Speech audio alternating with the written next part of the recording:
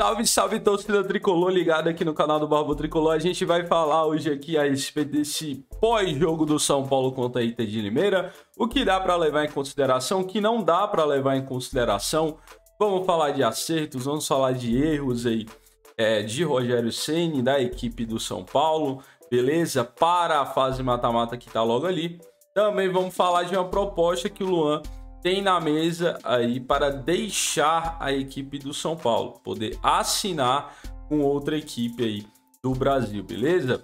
Antes de mais nada, quero pedir a você para você já deixar o seu like, deixe o seu like aí, que a gente vai crescer cada vez mais no nosso canal aqui no YouTube. Compartilha com aquele teu amigo São Paulino, beleza? Tamo junto e vamos lá. Editor, solta a vinheta. Kardec, Luiz Fabiano na área, cruzamento, Kardec, olha! A bola pro Lucas, olha a chance do Lucas aí! E o Rogério, pé direito na bola, passou pela barreira!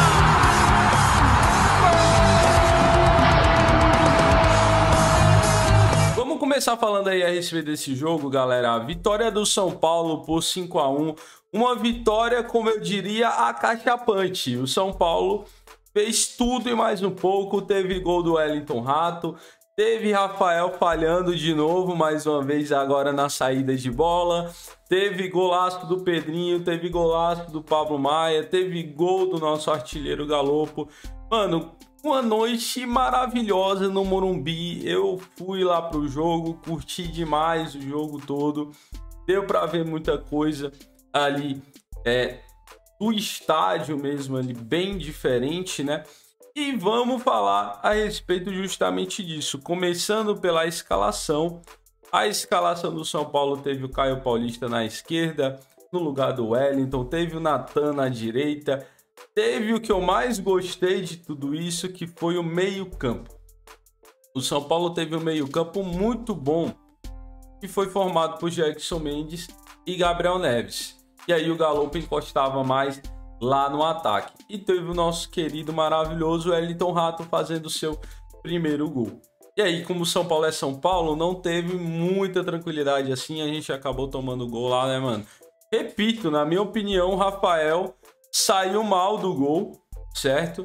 Mais de um gol aí que ele poderia ter evitado, mas eu acho que assim, tem gente que tá cega aí porque simplesmente desenvolveu um ódio pelo Felipe Alves completamente injustificável. Felipe Alves estava bem no gol do São Paulo, deveria continuar no gol do São Paulo e foi tirado, na minha maneira de ver, de maneira covarde. Não tinha sentido tirar o Felipe Alves naquele momento.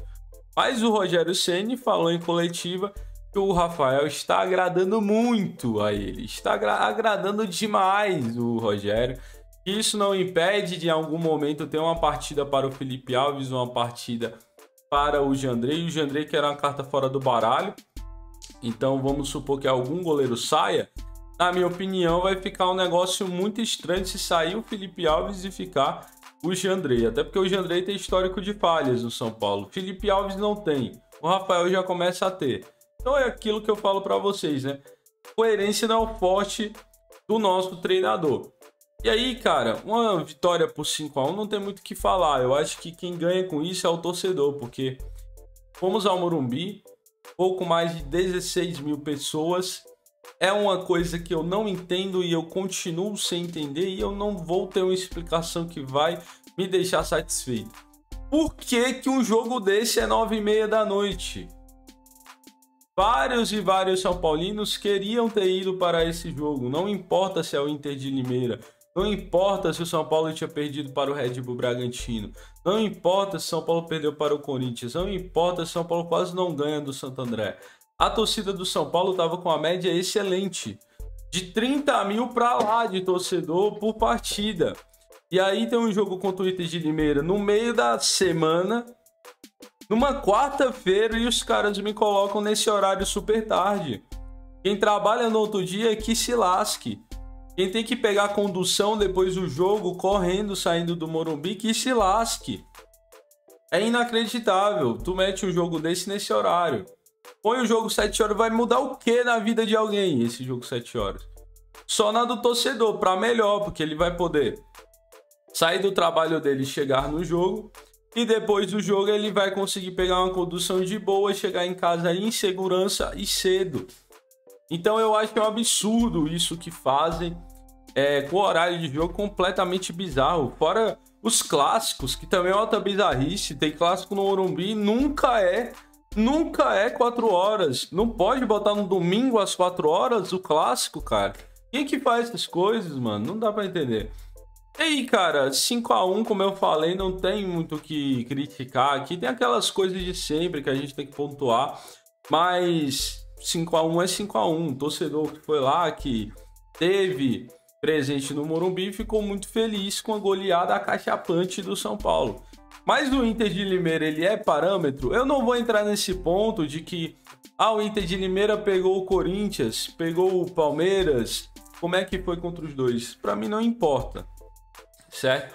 Uma vez que o São Paulo já enfrentou esses adversários antes do Inter de Limeira. Então, o Palmeiras se deu bem ou se deu mal, o Corinthians se deu bem ou se deu mal contra o Inter de Limeira, não importa. Quando a gente pegou o Palmeiras, a gente foi inofensivo. Quando a gente pegou o Corinthians, a gente passou vergonha na nossa casa, porque o time do Corinthians fez 2 gols e se retrancou, porque sabia que o São Paulo não ia conseguir empatar aquele jogo. Então o Inter de Limeira é parâmetro?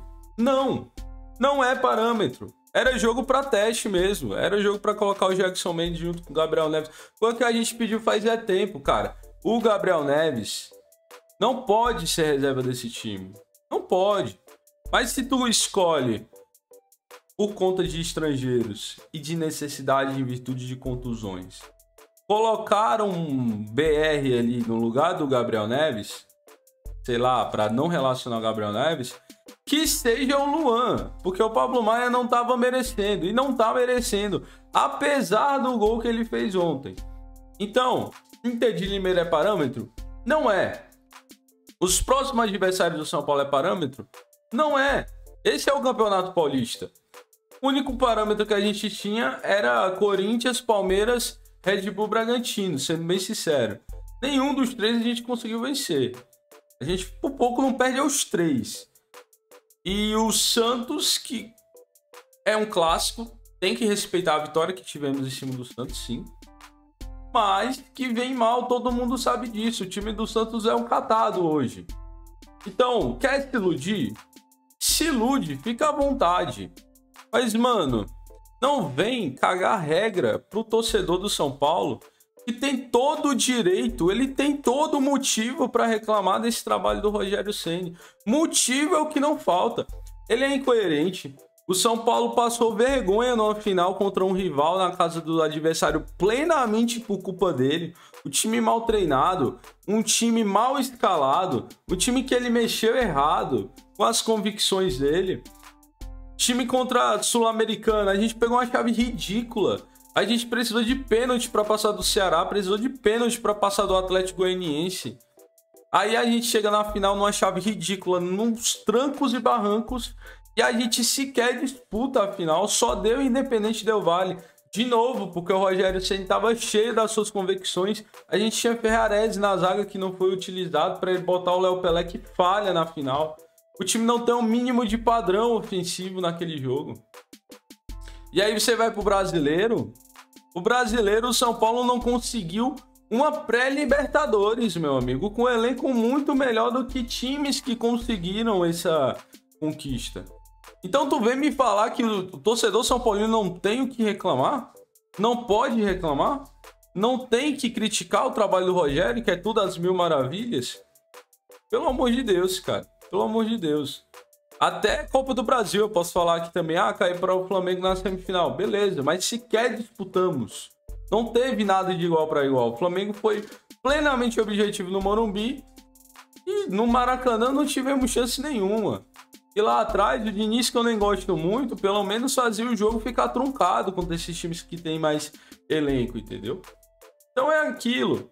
Começa o ano nos principais jogos do São Paulo não demonstra padrão e continua a teimosia do cara, e você vem me falar que não pode criticar o técnico, você tá de palhaçada, né? Você tá rindo da cara do São Paulino, que todo jogo tá lá tentando lotar aquele estádio, tentando empurrar esse time. Você tá rindo da cara desse São Paulino. Então não, Inter de Limeira não é parâmetro. Provavelmente o São Paulo vai ganhar os próximos jogos e não vai ser parâmetro também.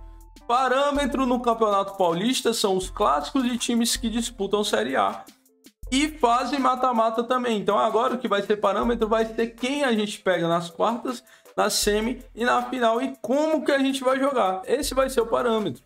Ponto, poxa. Não tem o que discutir isso. E aí o Rogério teve que abrir mão de algumas das suas convicções, até em virtude do adversário não ser tão forte, até em virtude aí de ter muito problema de lesão, né? Eu já falei para vocês, tem o dedo também dele nessas lesões, porque tem a questão da preparação física. Fernando Diniz, de novo, nem gosto do Fernando Diniz. Tive várias e várias críticas a ele, mas lá atrás a gente não tinha esse tanto de lesão, entendeu? Tem jogador lesionando que nunca nem passou pelo DM do São Paulo. Como é que a gente vai culpar o DM do São Paulo, um jogador que nunca nem passou por lá? O jogador chega e lesiona. É isso. Então ele foi obrigado a abrir mão de algumas convicções, né? Por exemplo, teve que colocar o Caio Paulista, que já tinha dado indício que era melhor que o Wellington, ali na lateral esquerda. Teve que colocar o Natan ali na lateral direita, porque o Orejuela se machucou, o Wellington também se machucou, né? Ele teve, obrigatoriamente, depois de jogos horríveis do Pablo Maia, tirar ele para pôr o Gabriel Neves. Eu adorei esse meio de campo. Vocês que... Eu vi um ou outro reclamando desse meio de campo, vocês estão de brincadeira. É muito melhor que Pablo Maia e Jackson Mendes. Jackson Mendes nasceu, parece que, para jogar com o Gabriel Neves. Mas precisa de sequência. O Gabriel Neves era o jogador mais raçudo e que crescia em jogo importante. Diferente do Pablo Maia, que se borra em jogo importante. Então, se tu quer ver o São Paulo sair dessa questão de meio campo, apoia esse meio de campo, que ele é o ideal hoje para o São Paulo. E aí, mano, fora isso, outro jogador que ele teve que abrir mão obrigatoriamente foi o Galopo. O Galopo, ele nem sabia o que ele fazia com o Galopo ano passado, né? Ele nem sabia. Hoje, ele acabou encaixando o Galopo ali, né? Numa posição que ele volta um pouco mais para marcar. Ele recompõe, na minha opinião, melhor que o Luciano. Ele volta melhor que o Luciano. E chega no ataque de uma maneira muito satisfatória. Ele precisa de poucos chutes para fazer um gol. Então, perfeito, Galopo, perfeito. Mas até jogos atrás era impossível você pensar nisso, né? Ele tinha que entrar no final do jogo e se virar para fazer gol no final do jogo, senão esqueça. Se não esqueça, não existia chance para o Galopo nesse time. Então o Rogério é outro jogador que ele teve que abrir mão. E eu acho que vários outros aí que, se tivesse os devidos momentos, ele teria que abrir mão, como por exemplo o Gabriel Neves. O Gabriel Neves está à disposição faz tempo. Por que ele não testou mais esse meio de campo dele junto com o Jackson Mendes? Por que ele é tão difícil para ele assumir que o Gabriel Neves pode ser o segundo volante e o Jackson Mendes o primeiro volante? Ou até o contrário. Entende? Tem coisa do Rogério que não tem lógica. E aí, outra coisa que a gente reparou ontem, golaço do Pedrinho, maravilhoso. Eu não sei dizer qual que foi o mais bonito. Eu sou fissurado por chute de fora da área, acho difícil, acho lindo quando o cara acerta. Mas o gol do Pedrinho, ele é de uma dificuldade, meu amigo. Tenta fazer um elástico desse pra tu ver se tu não rompe o teu ligamento cruzado do joelho anterior. Mano, bizarro o gol do cara. Mete uma caneta, olha pro goleiro, tira do goleiro. Lindo demais o gol do Pedrinho. Eu fico com o gol do Pedrinho. Mas o do Pablo Maia não fica tão atrás, não. Golaço também. E aí, mano, o Pedrinho é o melhor jogador de 1 contra 1, porque o Rogério Ceni... Primeiro que ele tira a culpa dele, ele nunca tem culpa de nada, né? Ele já tira o dele da reta logo pra galera não pôr culpa nele. Ele falou em coletiva recente, esse time não foi montado por ele. Ele passa as características, basicamente a diretoria passa o orçamento e ele indica jogadores dentro da realidade. Basicamente foi isso que ele falou, então não tem culpa de nada. Se der ruim lá na frente, ele não tem culpa de nada. É isso. E se acostume, vai ser assim, certo? Ele é o melhor jogador de 1 contra 1, porque o Rogério sempre falou que ele não é um jogador rápido. O Pedrinho não é rápido. Marcos Paulo não é rápido, não é ponta também, né? Segundo ele. Então, assim, Na minha opinião, melhor de 1 contra 1. Ah, tem um David. David não é, mano, não é melhor no 1 contra 1 do que o Pedrinho. O David não faz no elástico aquele que o Pedrinho fez ontem. O David, ele vai trombar no cara, vai se bater com o cara e talvez ele vai passar com a bola. Ponto. Driblar não é com o David. E quando a gente precisou de uma qualidade daquela de finalização no ataque, o David não teve. Então, na minha opinião, o Pedrinho nem era para ter sido time titular. Não entendo que neura é essa do Rogério. Ele bota um jogador um jogo, o jogador não rende no começo da temporada. Ele fala que o jogador é jogador de segundo tempo, foi isso que ele falou do Pedrinho. Sinceramente, eu não consigo entender. E aí, outras duas coisas que ele fez ontem, colocou o Luan, que deu outra assistência, né? Deu uma assistência, tinha feito o gol, aí dessa vez ele deu uma assistência. E colocou o Pablo Maia de zagueiro.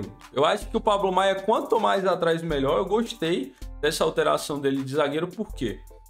Mano, em algum momento, e até pela escassez de zagueiros, que a gente não sabe como volta, quando volta exatamente, o Diego Costa teve uma lesão fantasma aí, não voltou até agora. Tu ter o Pablo Maia ali em uma situação, o São Paulo tá perdendo, meu irmão, vamos botar um meio de campo aqui pra atacar, chutem no gol, Jackson, chuta no gol, o Elton Rato chuta no gol, Galopou entra todo momento, o Caleri, do outro lado, sei lá, o Pedrinho, o David, o Wellington ele tentando forçar a jogada de um lado, sei lá, põe o Natan do outro lado ali pra subir a todo momento e põe o Pablo Maia de zagueiro. Sobrou uma bola na frente da área, Pablo Maia meteu um chute daquele ali, meu amigo, vai ser sempre perigoso. Então eu acho que é interessante. É um jogador que ele só marca, basicamente, não tem um passe tão refinado assim para deixar o jogador na cara do gol. Então lá para trás ele serve. Então de zagueiro, beleza. Ele é um pouco mais alto que o Luan, eu posso estar enganado, mas eu acho que ele é um pouco mais alto que o Luan. Então não teria nenhum problema. O Alan Franco também é baixo e consegue jogar de zagueiro. Então eu não vejo problema essa questão do tamanho. Beleza? E aí o Luan entrou, o Rogério Ceni falou que conversou muito com o Luan, torce muito para essa renovação sair, né? Que quer dar mais oportunidade para o Luan. Eu não vejo dessa forma. Eu não vejo que o Luan queira só mais oportunidade. Eu acho que ele quer ser titular do São Paulo e ele acha que mereça isso. E do contrário, se ficar entrando no final de jogo ou ficar entrando no jogo sim, jogo não, aí eu acho que ele vai querer ser negociado pelo São Paulo. Ele não vai querer continuar aqui no São Paulo e não dá para tirar a razão do jogador, né? E aí, o que a gente recebeu é que o Luan tem contrato até dezembro. A partir do meio do ano, ele pode assinar um pré-contrato, mas... E eu não sei se pode ter esse tipo de negociação já agora, né? Para ele ter o pré-contrato no meio do ano. Pelo que eu sei, o pré-contrato ele só pode ter acordo, ele só pode acontecer a partir do momento que ele pode assinar o pré-contrato, ou seja, só poderia ser feito isso a partir da metade do ano. Mas aí, mano, a questão do Luan é muito simples, é a seguinte. Mesmo assim, a gente sabe que tem um jeitinho ou outro de você fazer as coisas. E o que a gente recebeu foi que o Grêmio teria sinalizado para o Luan que quer ter ele com status de titular da equipe e com um contrato longo, que poderia ser até de 4 a 5 anos para o Luanzinho, certo? Uma valorização salarial, ele já sai do São Paulo como um jogador importante para outra equipe, ele não fica aqui com salário de jogador de base, por exemplo, salário baixo. Então o Luan iria para outro grande do futebol brasileiro, né? O Grêmio é um time grande e com a valorização salarial e com um contrato longo, condição de titular. Era um contrato que seria muito bom para ele. Então, se o São Paulo não se mexer nesse aspecto, podemos acabar perdendo o Luan e não para um rival, mas pode ser até para outro time que disputa as mesmas coisas que o São Paulo. Vai querer Libertadores, vai disputar a Copa do Brasil, Campeonato Brasileiro, enfim. Quero saber a tua opinião sobre tudo isso aqui que eu falei. Coloca aí nos comentários, deixa o like, compartilha o vídeo. Tamo junto e até o próximo vídeo.